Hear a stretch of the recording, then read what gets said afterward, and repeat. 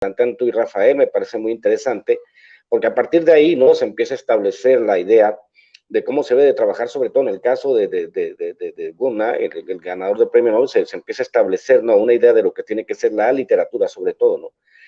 Hablamos fuera del aire del caso cómo es Casio y Seguro, ¿no? Hoy hablamos sobre todo también de Vidya Naipaul, el escritor trinitario de origen hindú que terminó siendo, yo creo que un caballero en Inglaterra, que escribió bastantes libros muy buenos que tienen que ver también con las costumbres, por ejemplo, los hindús en esas islas del Caribe.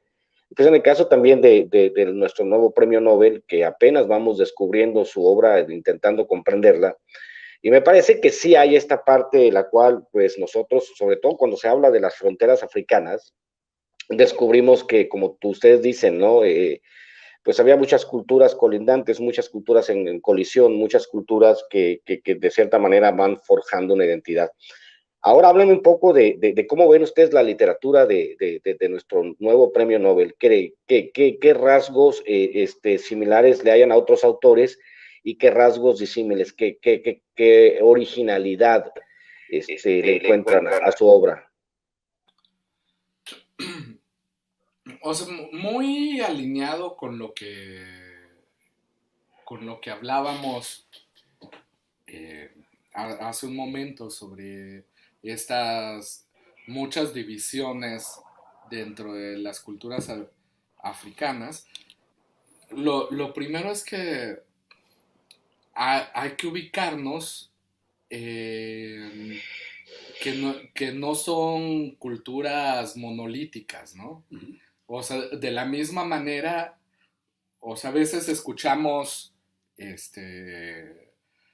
cuando se habla de este premio Nobel, que el comité del premio se lo da a Gurna para apoyar la decolonización.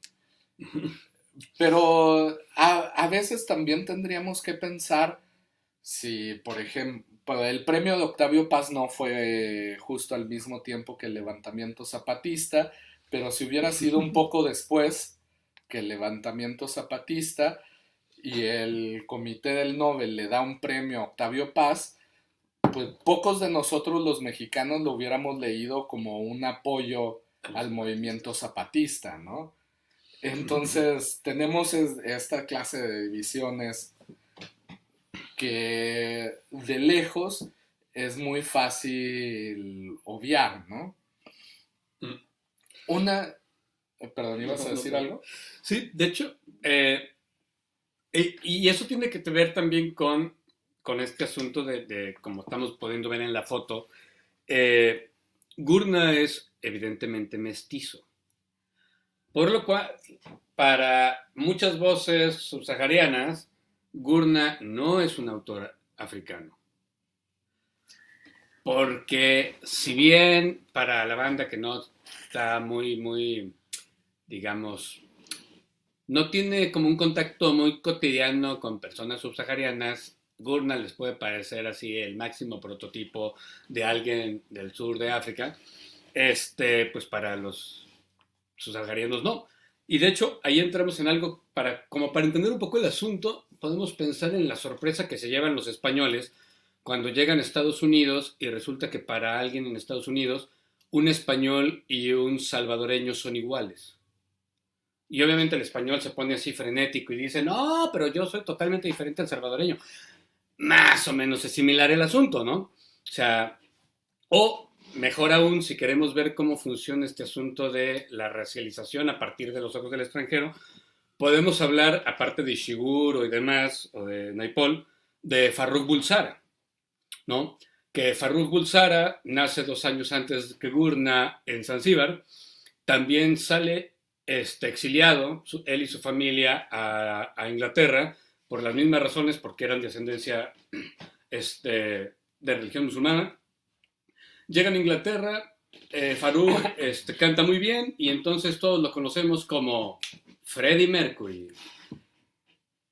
Y ahí viene la cosa, ¿no? Porque Farrukh sí lo conocemos como cantante inglés. y por qué a Gurnah se nos vende como escritor africano, si básicamente tienen el mismo bagaje musulmán que tiene que ver con la India y nacieron en el mismo lugar, a la misma época, se exiliaron por las mismas razones. Y pues obviamente la respuesta es bastante obvia, ¿no? Y tiene que ver con cómo las personas europeas conciben quién puede ser qué, ¿no? Según su raza.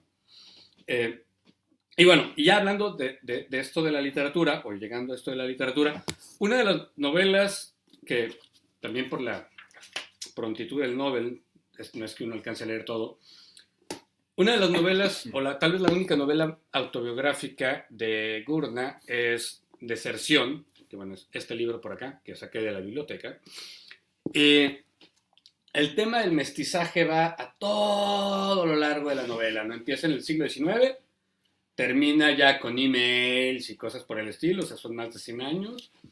Y habla de cómo el mestizaje va modificando la percepción. Cosa que también es rara en la percepción que tienen los europeos de África, o los latinoamericanos tenemos sobre África. Los latinoamericanos creemos que aquí sí nos mestizamos y allá no. Y es cierto que en la mayor parte de África subsahariana no hubo mestizaje, pero en Zanzíbar sí. Y ahí es algo diferente, ¿no? No sé si usted lo relevo. Sí, o sea, pero bueno, una de las cosas que yo quería marcar respecto de su estilo literario, por ejemplo, en Paradise, que es tal vez la novela más aclamada de Gurnah, está colocada a inicios del siglo XX y enfrenta justo a todas estas culturas diferentes durante la ocupación alemana, pone la oposición entre musulmanes, sikhs, por ejemplo, o otros inmigrantes del subcontinente asiático, de la India, eh, las culturas del área que no eran musulmanas y los alemanes que están ahí, ¿no? Y la narración me hizo recordar mucho a Naipaul, en que toma una especie de voz neutral la narración respecto de las relaciones entre todas estas etnias. Por ejemplo, uno de los personajes más interesantes de la novela es un musulmán muy devoto y un sikh que es mecánico en el interior de Tanzania, o en ese entonces Tanganica, y que están todo el tiempo molestándose el uno al otro a través de blasfemias.